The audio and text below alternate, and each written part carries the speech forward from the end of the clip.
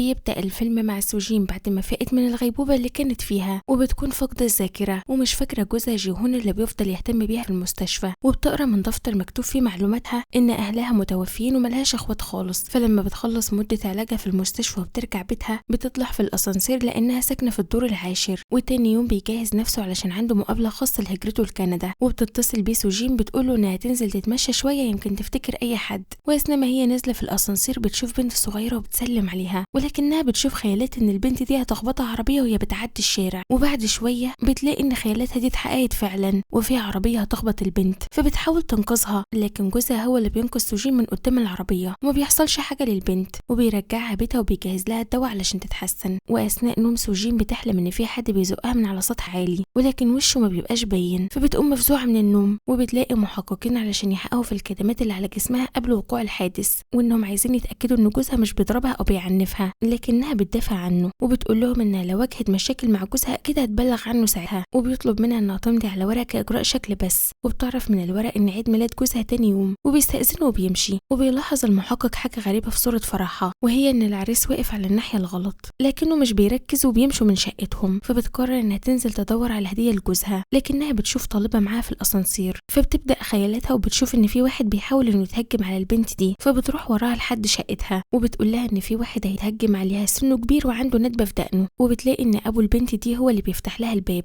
وبيكون بنفس المواصفات اللي هي شافتها في خيالاتها، وبتفهم ان الشخص اللي بيتهجم على البنت دي بقى ابوها، وما بتقدرش تعمل حاجة لانها بتستنى البنت دي لحد ما تطلع من بيتها وتمشي وراها يمكن تنقذ البنت. ولكن اثناء مراقبتها بتقابل سوجين صديقة ليها وما بتكونش فاكراها، وبتتأسف لها لانها فقدت الذاكرة ومش فاكرة اي حاجة، وبتاخدها لمكان شغلها وبتقول لها صاحبتها ان اسمها يوماي وانها زميلتها في الشغل وانها كانت شغالة معاها مدرسة قبل ما تعمل الحادثة وتقع من على جبل اثناء رحلتها مع جوزها، وبتوديها مكتبة وبتلاقي في وسط الكروت بتاعتها كارت جوزها، وبتقرر انها تروح تزوره، وبتروح على نفس العنوان وبتلاقيها شركة عقارات كانت مسؤولة عن مدينة اسمها مدينة الأحلام، وبتلاقيها اتقفلت بسبب الإفلاس وإن ناس كتير اتنصب عليها في المدينة دي. وبعد ما بترجع البيت بتلاقي جوزها مستنيها وهو خايف عليها لأنها ما كانتش بترد عليه، وبتقوله إنها لازم تفتكر أي حاجة عن حياتها وإنه مش بيساعدها في استعادة ذاكرتها لدرجة إنه ما اتكلمش ولا مرة عن شغلها. فبيقول لها إنها كانت شغالة مدرسة رسم وكانت شاطرة جدا وكل اللوح المتعلقة في البيت دي هي اللي رسماها، وإنه خبى عنها موضوع الرسم بسبب إن الدكتور قال إن أعصاب إيدها ضعفت بسبب الحادثة ومش هتقدر ترسم تاني، وما كانش عايز يضايقها أكتر. وبيجي تاني يوم وبيكونوا المحققين شغالين على قضية سرقة مواد بناء من موقع مدينة الأحلام اللي هتتهدم قريب، وأثناء مراجعة الكاميرات شافوا إن عربية واحدة بس طلعت من مبنى مدينة الأحلام واللي سايقها واحد شبه جيهون بالظبط، وبيكون جيهون ساعتها في شقة غريبة وبياخد جواز السفر بتاع مراته وبيخليه معاه، وفي نفس الوقت بتبعت يومي حاجات سجين على بيتها بالبريد علشان تستلمها، وبتاخدها سجين وبتلاقي صورة ليها مع واحد تاني غير جوزها، فبتفهم إن في حاجة غلط وبتطلع شقتها وبيكون جنبها الأب اللي عنده ندبة في وشه، وبتشوف خيالات تانية إن الراجل بيتهجم على البنت وبتهدده إنه لو قرب من البنت تاني هتبلغ عنه، فبيتهجم الراجل عليها وبيحاول يخنقها لكنها بتقدر تفلت منه وبتجري بره الأسانسير، وبتلاقي جوزها جري عليها علشان يطمن عليها وبياخدها لشقته وبيقول لها إنه هيتصرف، بس أهم حاجة دلوقتي تاخد الدواء بتاعها وتدخل تنام. فبتصحى في نص الليل وما بتلاقيش جوزها جنبها، وبتقرر إنها تنزل الشقة رقم 706 اللي فيها الأب وبنته، وبتسمع صوت صريخ من الشقة وواحد بيحاول إنه يفتح باب الأوضة، فبتجري تستخبى قبل ما تتشاف، وبتلاقي إن اللي طالع من الشقة بيجر شنطة سودا تقيلة وبتقع منه السلسلة بتاعته لكنه بياخدها تاني وبينزل، وبتتفاجئ إنه جيهون جوزها. وأثناء ما بيحاولوا إنه يخرج من المبنى بيجيله رجل الأمن وبيقولوا إن الصندوق بتاع مراته وقع منها وسابته في الأسانسير، وبيشوف الصور اللي فيه. وبيجي تاني يوم وبتروح سوجين لصاحبتها يوماي علشان تسألها عن جوزها، وبتسألها يوماي لو كان جوزها ضربها تاني، وبتقول لها إنها كانت ناوية تستقيل من الشغل وبعدها تطلب الطلاق من جوزها لأنه اتغير، لكن حصلت الحادثة وكل حاجة وقفت.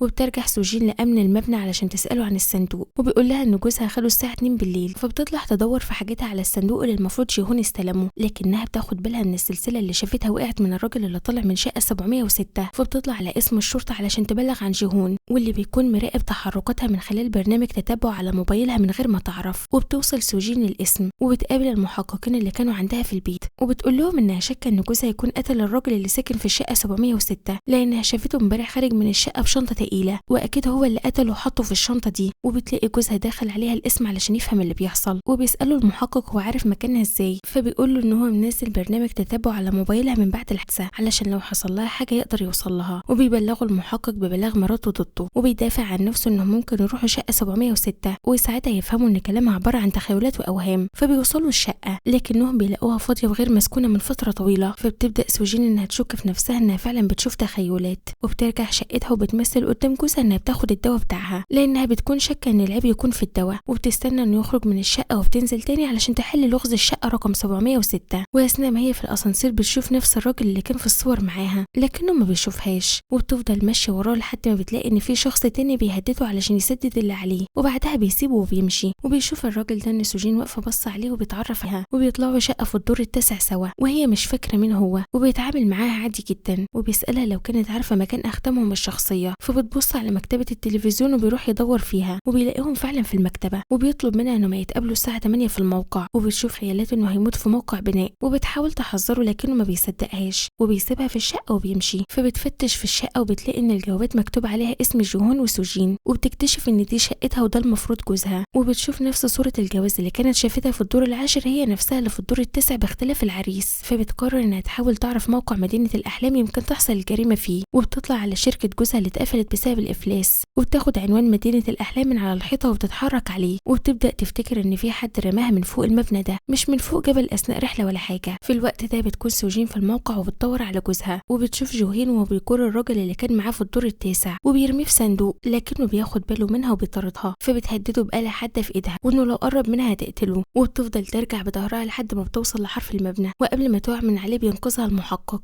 وبيهدد جيهون انه ما يتحركش. وبتتحرك سوجين على المكان اللي رمى فيه الراجل لكنها ما بتلاقيش حاجه فيه غير قالب اسمنت كبير، وبتفتح الشنطه السوداء بتلاقي ان فيها معدات بناء تقيله. وبيفضل جيهون مصر انها بتهلوس وبتتخيل حاجات ما حصلتش، لكن المحقق بيكون مصدق سوجين وبيبدا يكسر في الاسمنت اللي قدامه لحد ما بتظهر ايد جثه اتحطت في الاسمنت، وبيتقبض على جيهون وبيحققوا معاه، وبيطلع فعلا هو كيمسون اللي كان منتحل لشخصيه جيهون بعد ما قتله، وبيعترف بانه قتله بالغلط اثناء ما كانوا بيتخانقوا في موقع البناء بسبب افلاس شركتهم، لانها فلست بسبب ان جيهون كان مدمن قمار وزادت عليه الديون، وكان ده سبب الخناقه بينهم. وبعدها قتله وحطه في الاسمنت، لكنه بعد ما عرف ان المبنى هيتهدم خاف ان الجثه تبان خلال الهدم، فقرر يرجع للمبنى علشان يخفيها في اي مكان بعد ما يطلعها من الاسمنت. وساعتها اتفاجئ بان سوجين بتراقبه وانه خطط لقتلها هي كمان علشان ياخد اموال التامين على حياتها، علشان كده انتحل شخصيه جوزها الميت. فبتسيبه وبترجع للمبنى بتاعه، وبتشوف البنت الصغيره هي وصاحبها وبتسالها عن اسمها، وبتقول لها ان اسمها سوجين واخوها اسمه كيمسون، وبيختفوا من قدامها. فبتفهم ان اللي كانت بتشوفه واللي ما كانتش عارفه تفسره ده كان عباره عن ذكرياتها هي واخوها كانها بتعيشها من تاني. وبتطلع اوضه 706 وبتلاقي ان البنت اللي بتفتح لها مكتوب عليها نفس اسمها، وبتدخل الشقه وبتشوف التقويم اللي على الحيطه في سنه 2003، وبتعرف انها بتشوف ذكريات لنفسها من سنه 2003، وبتشوف نفسها وهي بتنحت السلسله لاخوها في التبني علشان تديها له لما يرجع، وانها كانت بتتعرض للتحرش والاعتداء من ابوها وهي صغيره، واللي انقذها اخوها كيمسون بعد ما قتل ودفنه من سنين. وبتروح سوجين على عنوان شقتها اللي خدته من المحقق واللي المفروض كانت عايشه فيها قبل ما تحصل الحادثه. واول ما بتدخل الشقه بتلاقي ان في واحد دخل وراها، وبيطلع جيهون جوزها الاصلي، وما بتفهمش ازاي هو عايش ومين اللي كان مدفون في الاسمنت. وبتبدا انها تحاول تهرب منه، وبتتصل بالمحقق تستنجد بيه وبتقول له ان جوزها لسه عايش. وفعلا بيجي تقرير الطب الشرعي للمحقق ان الميت مش جيهون، وبيسمح كيمسون كلام المحققين وبيعرف ان سوجين في خطر وبيقدر انه يهرب من اسم الشرطه. وفي نفس الوقت بيكون جيهون ضرب سوجين وخلاها تهدى، وبتبتدي تفتكر كل اللي حصل، وان جيهون جوزها كان غرقان في ديون القمار وفلست شركته. وساعتها اتفق مع سانج انه يقتل له مراته علشان ياخدوا فلوس التامين على حياتها ويسدد بيها الديون. وكان من ضمن الحاجات اللي خدها سانج من جيهون هي ساعته اللي كان لابسها في موقع البناء، ولكن جيهون قتل سانج ورماه في الاسمنت علشان يخلص من الديون اللي عليه. وبعدها جات له سوجين الموقع واكتشف انها ناويه تهرب كندا مع اخوها كيمسون وتسيبه، وبسبب عصبيته حاول انه يقتلها، ولكنها ضربته بأقرب حديده ليها علشان تنقذ نفسها. وساعتها اغمى عليه واتصلت باخوها كيمسون علشان يجي ينقذها، ورمى جيهون في الاسمنت هو كمان. وساعتها سوجين قررت انها تنتحر وترمي نفسها من على المبنى علشان تريح اخوها من المصايب اللي بتعملها. وحاول كيمسون انه ينقذها باي شكل وشيلها وجري بيها على المستشفى، وبيطلع ان جيهون ما ماتش وبيقوم من الاسمنت، وبيفضل مراقبهم طول الفتره دي علشان ينتقم منها. وبعدها بيقرر انه هيولع في سوجين وبيولع النار في الشقه وهي جواها وبيهرب منها، لكنه بيقابل كيمسون في وشه وبيطعنه بالسكين علشان يكمل هروب. واول ما بينزل على السلالم بيتقبض عليه، وبيكون كيمسون بيحاول انه يوصل لسوجين قبل ما تموت، وبيضحي بنفسه وبينقذها وبيموت هو. وبعد فتره بتجيلها الموافقه من السفاره الكنديه ومعاها فيديو مقابله كيمسون واللي كان بيقول اخوها فيه انه معاك يهاجر هو واخته كندا، وان امنيتها كانت السفر لكندا، وانها تقعد قدام البحيره اللي شافت صورتها وهي صغيره، ولو تاشيرته هو اترفضت بيتمنى ان تاشيرتها هي تتقبل. ومن ساعتها بتنجح فعلا انها تسافر لكندا، وبتتمنى بتتمنى لو أخوها يكون معاها وهي بتحقق حلمها، ولكن للأسف ما بيبقاش معاها. أما بالنسبة لصورة الجواز فكان كيمسون هو عيلتها الوحيدة، علشان كده اتصور على الناحية الشمال عكس العريس اللي اتصور ناحية اليمين، وده كان سبب اختلاف الصورة. وبيخلص الفيلم، ولو عجبك الفيلم اعمل لنا لايك واكتب لنا رأيك في الكومنتات.